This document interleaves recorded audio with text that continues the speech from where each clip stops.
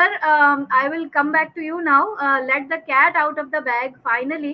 कि जिस टॉपिक की वजह से हम यहाँ बैठे हैं वो टॉपिक है कि वो जो प्रेस रिलीज जो 23 फेब को रिलीज की गई है United states security exchange commission ने, जिसमें उन्होंने अलेजिड किया है या ये केस चल रहा है बेसिकली कि $340 मिलियन का डिफॉल्ट कर गई है फोर्साज. सर, ये काफ़ी लंबी चौड़ी प्रेस रिलीज है जिसमें एफबीआई का भी जिक्र है.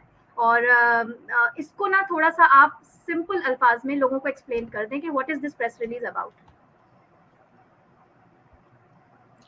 जी अस्सलाम वालेकुम to all of you.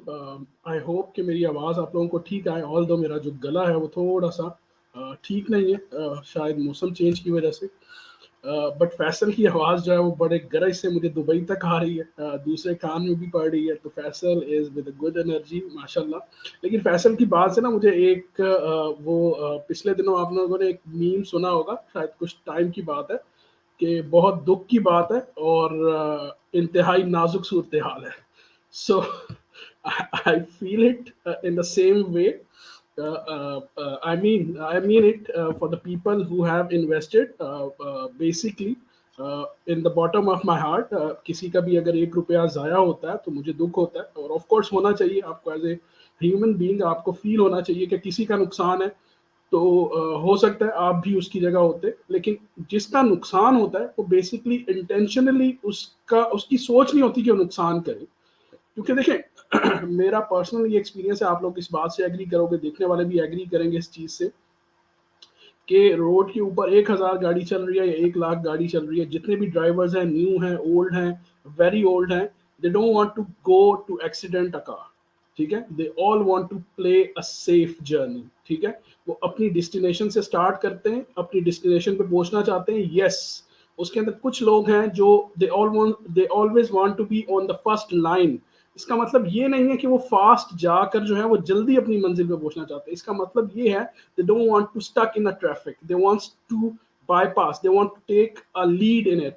So इसलिए हमें उन लोगों की ख्यालात की, उन लोगों की सोच की जो है वो रिस्पेक्ट करनी चाहिए. ना आई बिलीव पर्सनली अगर किसी का नुकसान हुआ है तो अल्लाह पाक उनके लिए आसानियां करे. यस, अगर वो सुधर जाएं तो.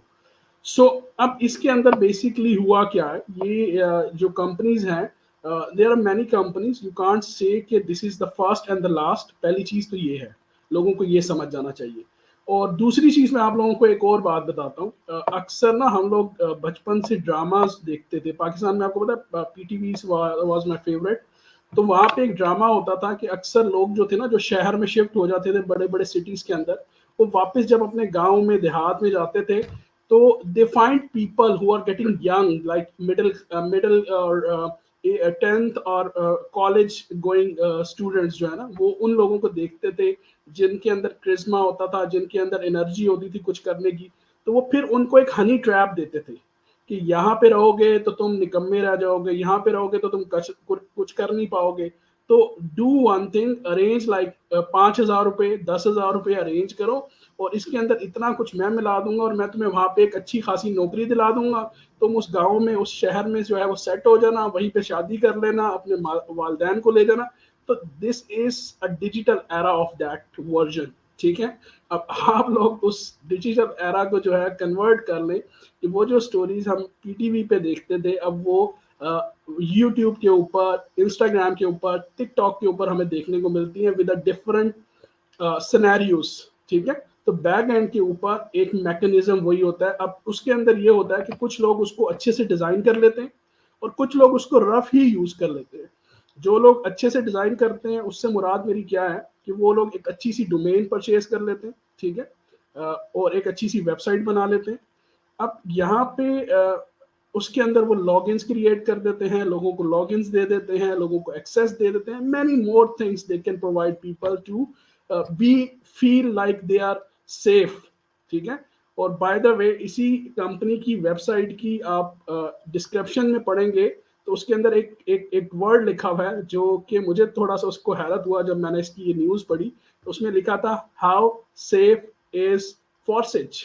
तो वहां पे लिखा हुआ था we are based on web 3.0 so nobody can hack us. But what about you guys? what you did to people. So the thing is, यहाँ पे वो मिसाल आ जाती है कि दूध की रखवाली जो है वो बिल्ली है basically. So the people who are being here, उनके लिए अवेयरनेस कैंपेन करने का मकसद हमारा ये है. पाकिस्तान एंटरप्रेन्योर हब जो है, it's a platform of professional people, जहाँ पे हमारा जो मेन अल्टीमेट गोल है, this is to educate Pakistan community के, जहाँ पे हमने सिर्फ डिजिटल एरा को फेस नहीं करना, it's also a fifth generation war also.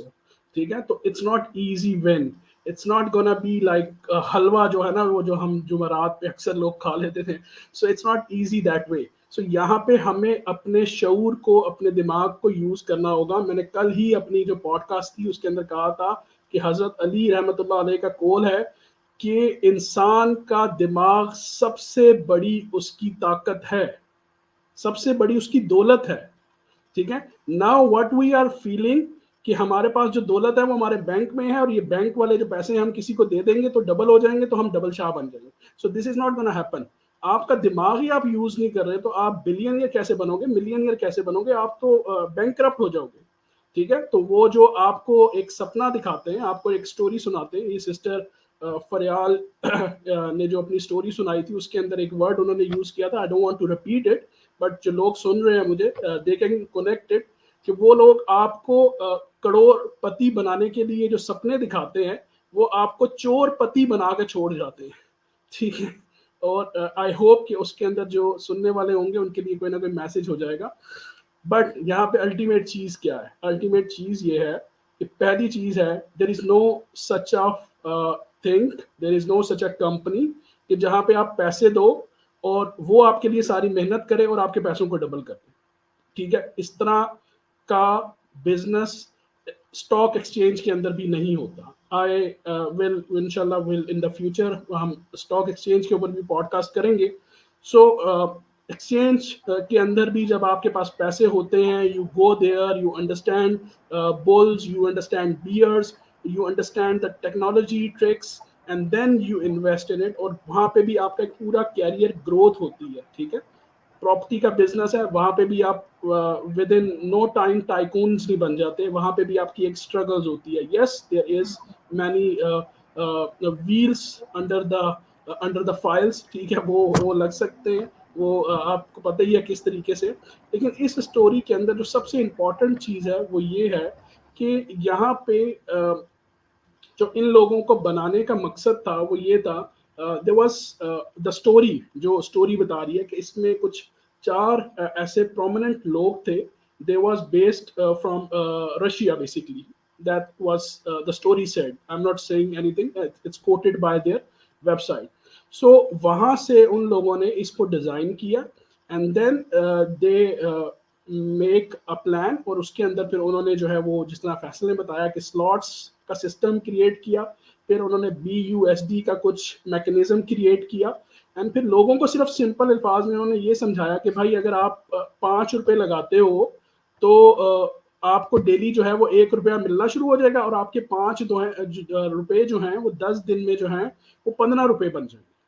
तो एक कॉमन मैन को ये चीज बड़ी फैसिनेट करती है. कल हमने अफसानों के ऊपर बात की थी, तो that what it's all about, कि 5 रुपए 10 दिन में 15 भी बन जाएं और मुझे कुछ करना भी नहीं पड़े. How wonder it is. I mean हर बंदा सेठ बन के टाई लगा के easy to go and enjoy the life, beach के ऊपर बैठा रहेगा, विच इज नॉट पॉसिबल. यहाँ पे आपका कोई स्किल गेन नहीं हो रहा होता, यहाँ पे आपका कोई नॉलेज गेन नहीं हो रहा होता, यहाँ पे आपको कोई जो है वो सिस्टम प्रोवाइड नहीं हो रहा होता कि जहाँ पे आप ये देखो कि इस मनी का ट्रैक रिकॉर्ड क्या है, ये मनी कहाँ जा रही है, किन लोगों के लिए यूज हो रही है, वो इस पैसे को कहाँ पर सर्कुलेट कर रहे हैं.